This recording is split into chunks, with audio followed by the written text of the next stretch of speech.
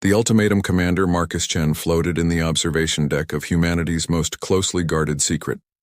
The ship around him hummed with an energy that seemed alive, almost conscious. They called it the Horizon's Edge, though most of the galaxy didn't even know it existed.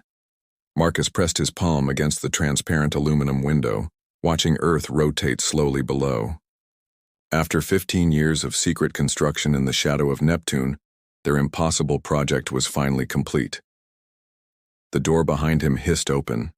Dr. Sarah Rivera, the lead physicist who had made this ship possible, entered with quick steps. Her usually calm face showed worry. "Marcus, we have a problem. A big one. Our deep space sensors just picked up something massive entering the solar system." Marcus turned to face her. His dark eyes narrowed with concern. "How massive are we talking about?" Sarah pulled up a holographic display from her tablet. The image that appeared made Marcus take a step back. Thousands of ships, each one kilometers long, arranged in perfect formation. They moved through space, like a school of predatory fish, all heading straight for Earth.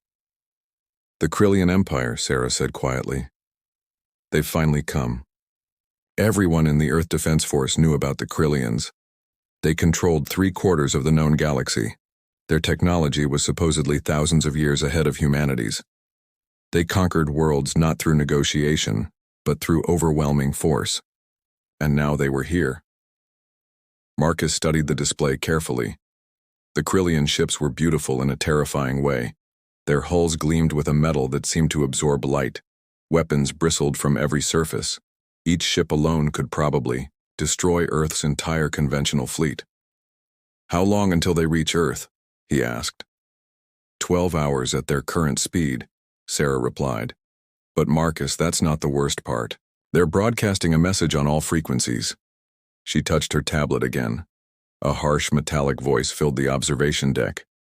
The translation software converted the alien language into English, but the tone of superiority came through, clearly.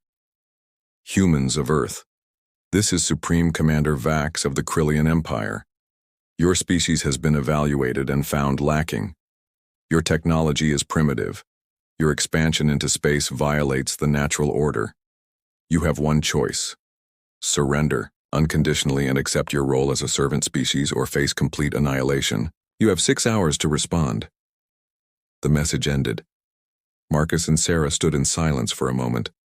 Outside the window, Earth continued its peaceful rotation, unaware that its fate hung in the balance. Marcus finally spoke. "Sarah, is the singularity core ready?" Sarah's eyes widened. "Marcus, we've only tested it 3 times. We don't know if it can handle something this big. The quantum field manipulator works in theory, but against thousands of ships? The calculations alone would overwhelm our systems." Marcus walked to the command console and activated the ship-wide communication system. "All crew, this is Commander Chen. Report to battle stations immediately. This is not a drill. I repeat, this is not a drill."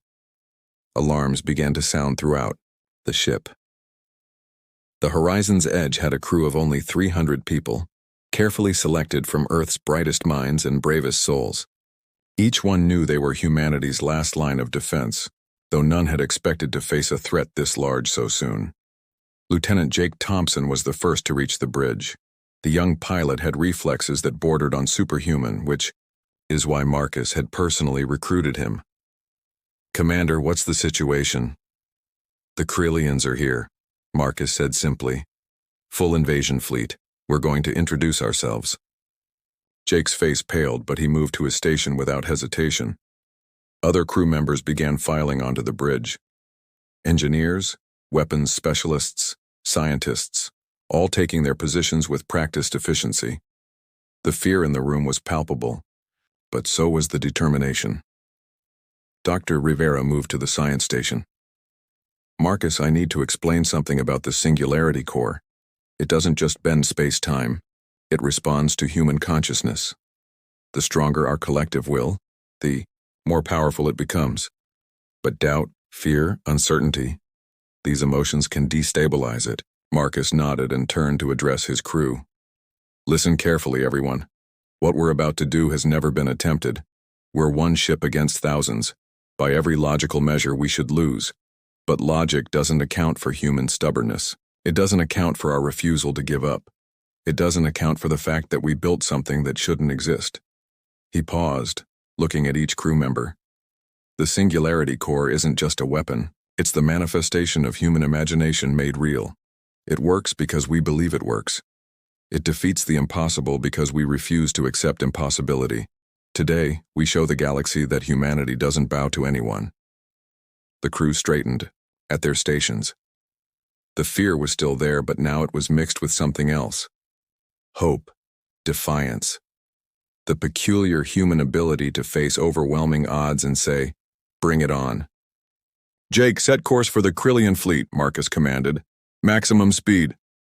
"Sir, flying directly at them seems unwise," Jake said, even as his hands moved across the controls.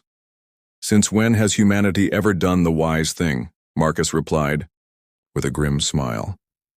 "We do the unexpected thing, the impossible thing. That's what makes us human." The horizon's edge turned away from Earth and accelerated toward the approaching Armada.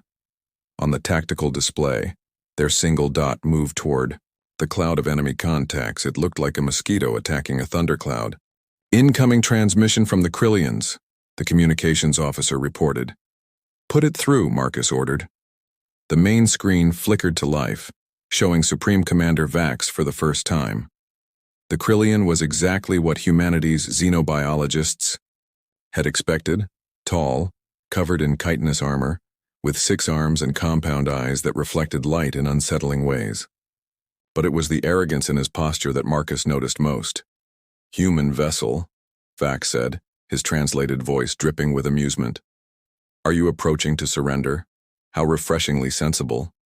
"Actually," Marcus replied, "we're here to give you one chance to leave. Turn your fleet around and never come back to human space." There was silence on the bridge. Then, incredibly, Vax began to laugh. It was a sound like grinding metal. "One small ship threatens the might of the Krillian Empire? Your species is even more foolish than our scouts reported." "Commander Vax," Marcus said calmly, "you've made a critical error. You've judged us by the standards of every other species you've conquered. But humans are different. We don't just use technology. We dream it into existence. We don't just face reality. We reshape it." He nodded to Dr. Rivera. She began the activation sequence for the Singularity Core. Deep in the ship's heart, exotic matter began to pulse with impossible energies. The space around the horizon's edge started to ripple like water. "Sarah, status report," Marcus said quietly. "Singularity Core at 40% and climbing," she replied. "Quantum field is stable. Reality anchors are holding. But Marcus, at this power level, we're going to light up every sensor in their fleet." "Good," Marcus said. "Let them see us. Coming." On the tactical display, the Krillian ships began to shift formation. They were responding to the energy signature, moving to surround the human vessel. It was a classic military maneuver, one that had probably worked against hundreds of species before. "They're targeting us," Jake reported. Commander, I'm reading over 10,000 weapon locks." "Steady," Marcus said. "Trust the ship. Trust each other. Trust in human insanity." The first wave of Krillian fire came like a wall of light. Energy beams, plasma torpedoes, antimatter missiles, enough firepower to crack a moon in half. The crew of the horizon's edge watched, death approaching at the speed of light, and then the impossible happened. The impossible victory. The space around the horizon's edge twisted. The incoming fire hit the quantum field generated by the Singularity Core, and simply ceased. Not destroyed, not deflected, but fundamentally edited out of reality. Where thousands of weapons had been, now there was only empty space. On the bridge, Dr. Rivera's eyes widened as she read her instruments. "Marcus, the Singularity Core just rewrote local physics. Those weapons don't just not exist now. They never existed in the first place. We've created a bubble of space where human will overwrite universal laws." Supreme Commander Vax's image reappeared on the screen.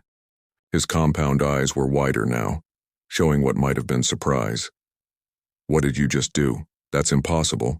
No technology can simply delete matter from existence. You're right, Marcus agreed. No technology can. But this isn't just technology. This is human determination given form.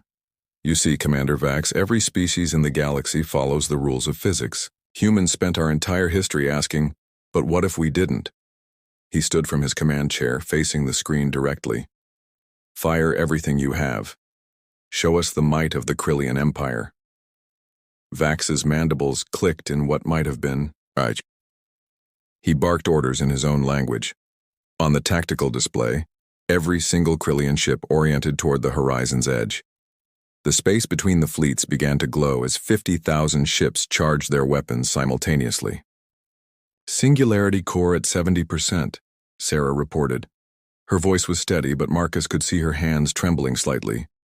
The quantum field is expanding. We're affecting space for nearly 1,000 kilometers around us. All crew, Marcus announced over the ship-wide comm.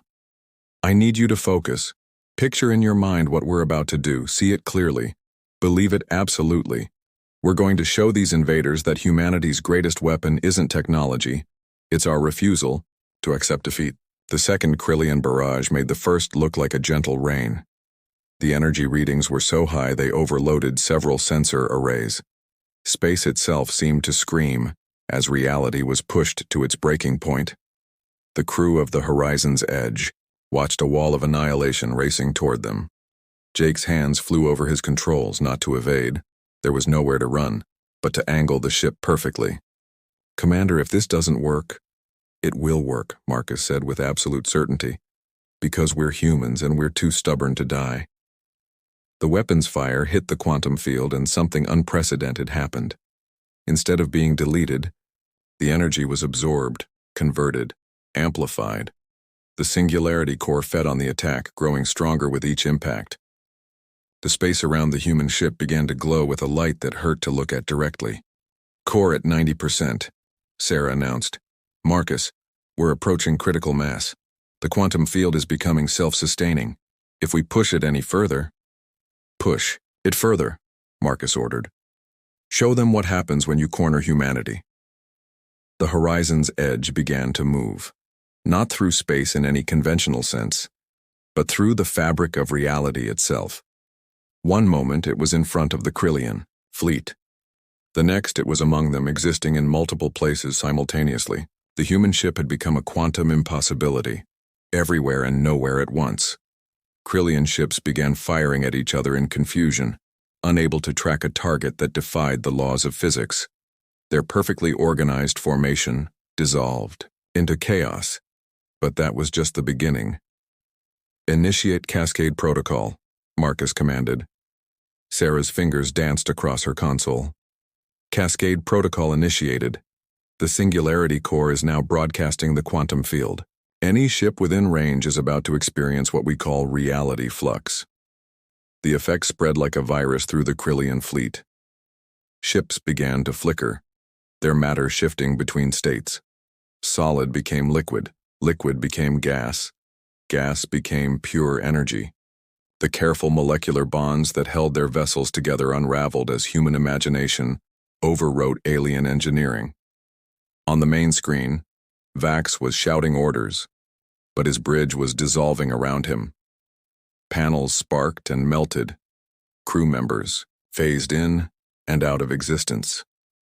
The Supreme Commander's 6 arms waved frantically as he tried to maintain control of a situation that had spiraled beyond any possible containment. Impossible, Vax screamed. This violates every law of physics, every principle of warfare. That's the point, Marcus replied calmly. You judge species by how well they follow the rules. But humans, we've always been rule breakers. We looked at the speed of light and said, that's just a suggestion. We looked at quantum mechanics and said, let's weaponize uncertainty. We looked at your fleet and said, reality is optional. The cascade effect reached its peak. 50,000 Krillian ships, the pride of an empire that had conquered 1,000 worlds, simply ceased to function as coherent matter. They didn't explode. They didn't implode. They transformed into clouds of probability, existing and not, existing simultaneously until observation collapsed them into cosmic dust. But Marcus raised his hand before the effect could destroy them completely. "Full stop. Contain the cascade." Sarah looked at him in surprise. "Marcus, we could finish them. End the Krillian Empire here and now." "No," Marcus said firmly. "We're not conquerors. We're humans. We protect. We defend. But we also show mercy." He turned back to the screen where Vax cowered on what remained of his bridge. "Supreme Commander, you have experienced 1% of what the Horizon's Edge can do. 1 ship, 1 human crew. And we dismantled your entire fleet without killing a single one of your people, it was true. The cascade effect had destroyed ships but transported crew members to emergency pods that now floated in space, protected by the same quantum field that had doomed their vessels. It was impossible. It was insane. It was perfectly human. This is our message to the galaxy," Marcus continued. "Humanity is not your enemy unless you make us one. We don't seek to conquer or control, but if you come to our space with hostile intent, you'll face something no amount of conventional power can defeat: human creativity unleashed." Vax's compound eyes focused on Marcus with something that might have been respect or terror. "What are you?" "We're humans," Marcus said simply. "We're the species that looked at the universe and asked, what if? We're the ones who turn imagination into reality. We're the protectors of Earth. And now, whether the galaxy likes it or not, we're its protectors too." He cut the communication and turned to his crew. The bridge was silent for a moment, then erupted in celebration. They had done the impossible. 300 humans and 1 experimental ship had defeated the largest invasion fleet in Galactic history. Dr. Rivera approached Marcus as the crew celebrated around them. "You know this changes everything. Every species in the galaxy will know about us now. Some will fear us. Some will want our technology." Marcus nodded, looking out at the field of escape pods floating where the Krillian fleet had been. "Let them know. Let them all know. Humanity is here and we're not going anywhere. We'll protect those who need protecting. We'll stand against those who would conquer, and we'll do it all with 1 ship that shouldn't exist, powered by human stubbornness and impossible dreams." The Horizon's Edge turned back toward Earth, leaving behind 50,000 escape pods and a message that would echo across the galaxy. Humanity had arrived on the galactic stage not as conquerors or subjects, but as something entirely new. The guardians of impossibility, the species that rewrote the rules, and they had only just begun.